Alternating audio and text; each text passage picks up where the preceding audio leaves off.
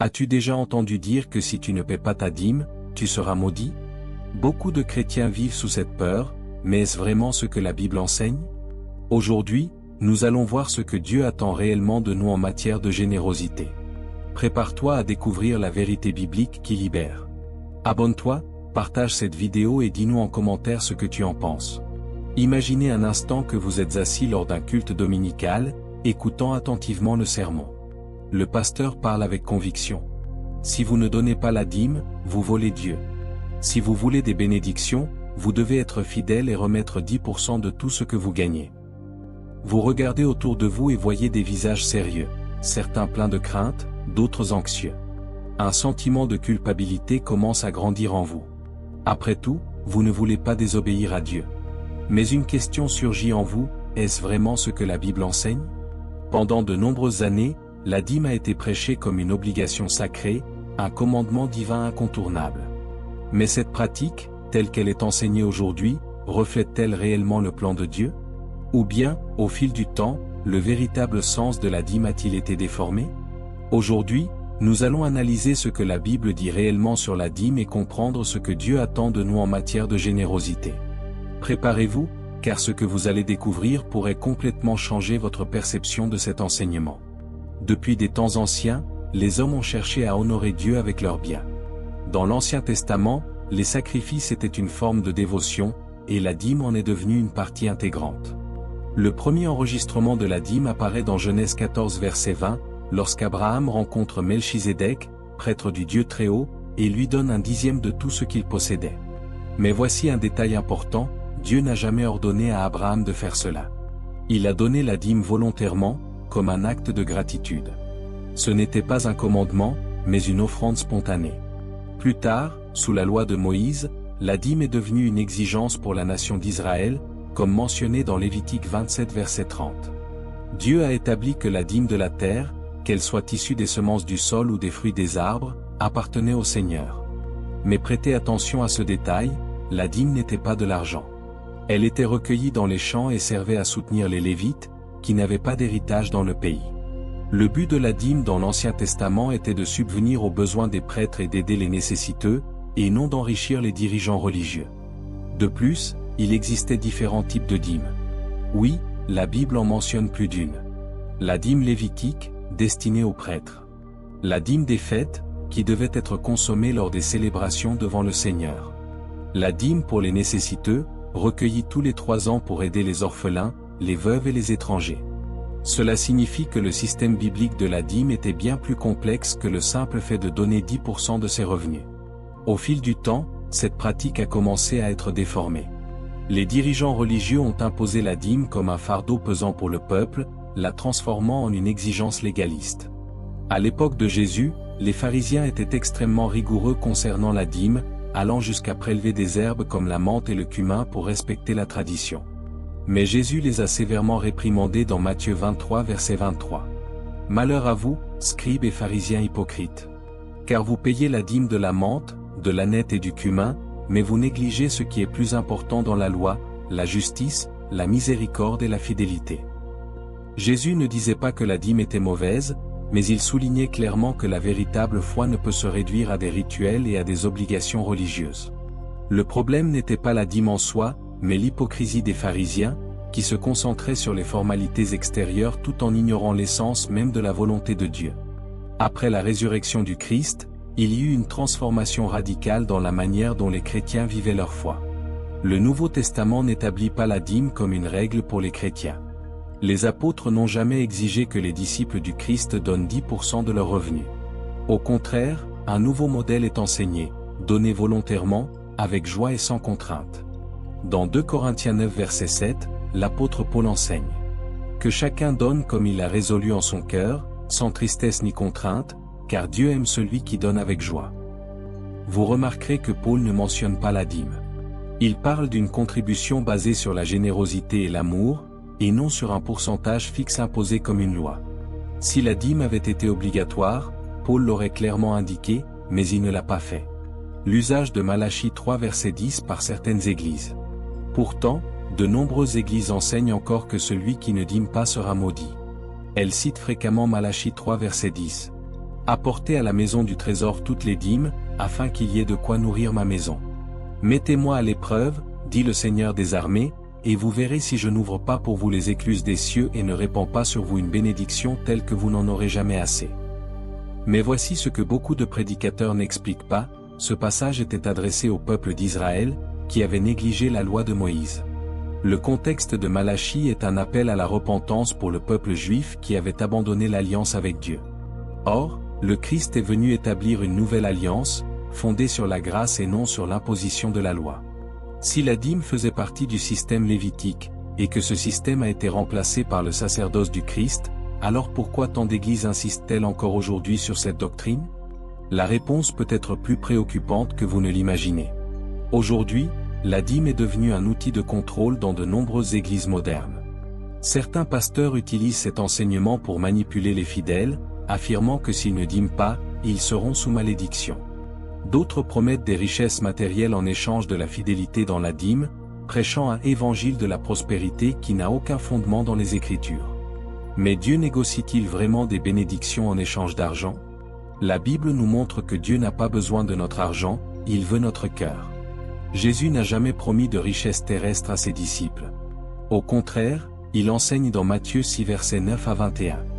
Ne vous amassez pas des trésors sur la terre, où la teigne et la rouille détruisent, et où les voleurs percent et dérobent. Amassez plutôt des trésors dans le ciel, où ni la teigne ni la rouille ne détruisent, et où les voleurs ne percent ni ne dérobent. Car là où est ton trésor, là aussi sera ton cœur. Cela signifie que le centre de la vie chrétienne ne doit pas être l'argent, mais l'obéissance à Dieu et l'amour du prochain. La véritable générosité selon la Bible. La véritable générosité va bien au-delà du fait de donner 10% de ses revenus. Dans l'Église primitive, il n'existait pas de système fixe de contribution. Au contraire, les croyants pratiquaient un partage volontaire et fondé sur l'amour. Alors, si Dieu n'a pas fixé une somme exacte, comment devons-nous donner? La réponse est simple, donnez selon ce que votre cœur vous dicte. Soyez généreux, mais jamais par obligation. Si une église enseigne que vous serez maudits si vous ne dîmez pas, interrogez cette doctrine. Dieu ne veut pas que ses enfants vivent dans la peur. Il veut qu'ils vivent dans la liberté. Une question essentielle. Si la dîme n'est pas un commandement pour les chrétiens, alors pourquoi tant d'églises insistent-elles encore sur cette pratique comme une obligation? La véritable raison derrière l'obligation de la dîme. La réponse va au-delà de la doctrine biblique, elle est liée au pouvoir et à l'argent. De nombreuses églises ont transformé la dîme en un véritable système de collecte pour financer des structures luxueuses, maintenir un niveau de vie élevé pour certains dirigeants religieux, alimenter un marché religieux multimillionnaire.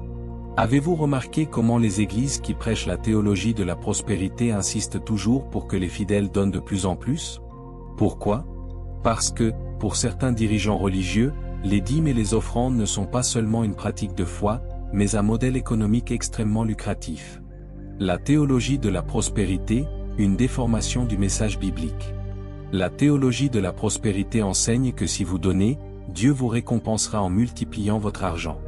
Cet enseignement déforme complètement le véritable but de la générosité chrétienne.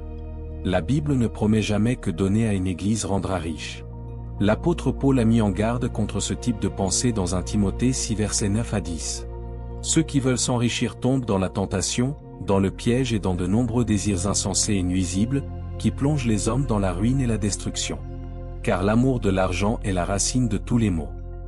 Si Paul lui-même, l'un des plus grands apôtres de la foi chrétienne, n'associait pas la fidélité à Dieu avec la richesse matérielle, alors pourquoi certaines églises le font-elles aujourd'hui?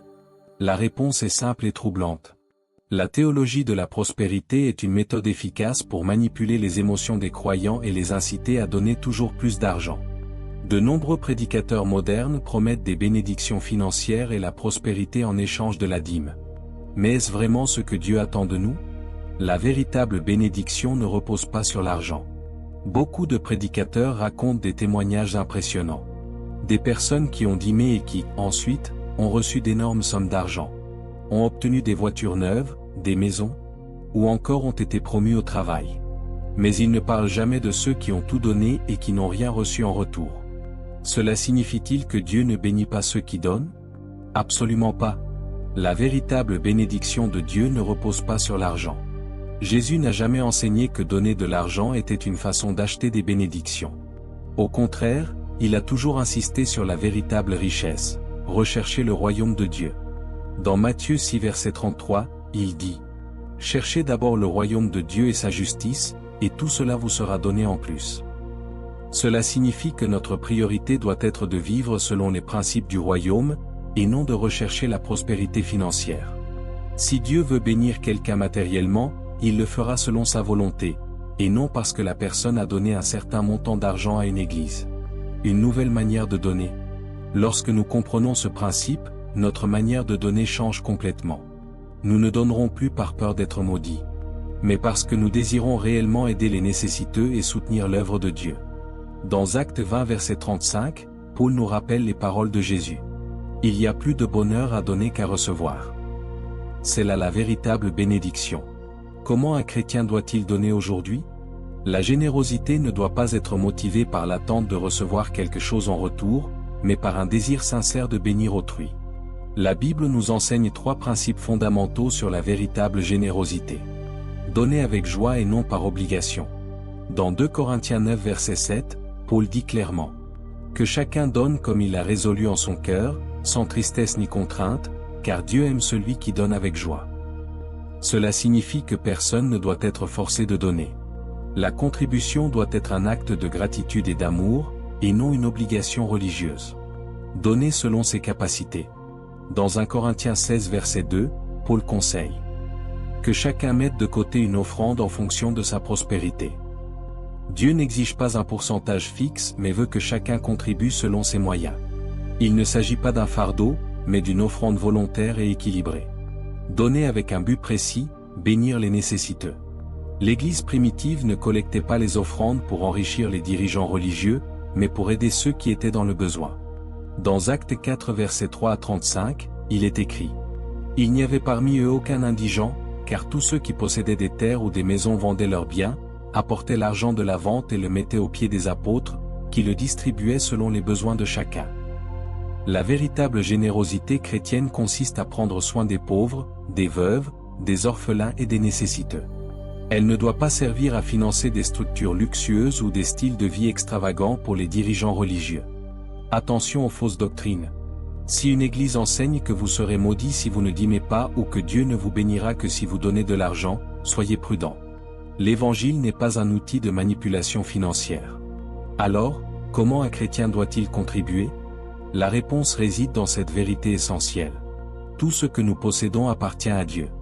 Nous ne sommes pas propriétaires de nos richesses, mais des intendants de ce qu'il nous confie.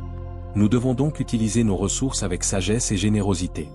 Cela ne signifie pas que vous ne devez pas contribuer à votre Église. Au contraire, si vous faites partie d'une communauté de foi, il est juste d'aider à soutenir l'œuvre de Dieu. Mais toujours avec un cœur libre, généreux et sans contrainte. Que votre don soit un acte d'amour, et non une obligation religieuse. Donner, un acte d'amour et de gratitude. Votre don doit être volontaire et sans contrainte.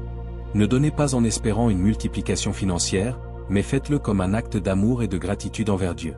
Si votre Église enseigne la dîme comme un paiement obligatoire pour recevoir des bénédictions, remettez en question cette doctrine. Le véritable évangile n'impose ni peur ni culpabilité, mais invite à la liberté en Christ. Si vous vous sentez forcé à donner, souvenez-vous des paroles de Jésus. Matthieu 11 versets 28 à 30. Venez à moi, vous tous qui êtes fatigués et chargés, et je vous donnerai du repos. Prenez mon joug sur vous et recevez mes instructions, car je suis doux et humble de cœur, et vous trouverez du repos pour vos âmes. Car mon joug est doux, et mon fardeau léger. Si l'évangile que vous entendez vous impose un poids, de la culpabilité et de la manipulation, alors ce n'est pas le véritable évangile du Christ. La véritable générosité chrétienne. La générosité doit être une réponse naturelle à l'amour de Dieu, et non une obligation imposée par des hommes. Si vous souhaitez contribuer, faites-le avec un cœur sincère et sans crainte. Sachez que la véritable bénédiction ne réside pas dans ce que vous donnez, mais dans votre relation avec Dieu. Le vrai chrétien donne par amour et gratitude, jamais par peur ou manipulation. Soyez libre de donner comme Dieu vous le met à cœur. Donnez avec un cœur sincère. Dieu ne s'intéresse ni aux chiffres ni au pourcentage, mais à un cœur sincère. Si votre contribution est faite par amour, elle sera acceptée par lui. La dîme obligatoire est un fardeau imposé par des hommes, mais la véritable offrande vient du cœur. Aujourd'hui, choisissez la liberté. Choisissez de donner avec joie. Choisissez de vivre un évangile qui n'impose pas de charges lourdes, mais qui invite à l'amour et à la grâce. Ce que Dieu désire, ce n'est pas votre argent, mais votre cœur. La véritable générosité ne vient pas d'une obligation, mais d'un cœur rempli d'amour pour Dieu et pour les autres. Dieu ne cherche pas votre argent, mais votre sincérité et votre engagement envers lui. Ne laissez personne vous imposer un fardeau que Christ n'a pas mis sur vous. Si ce message t'a édifié, abonne-toi, partage et donne ton avis en commentaire.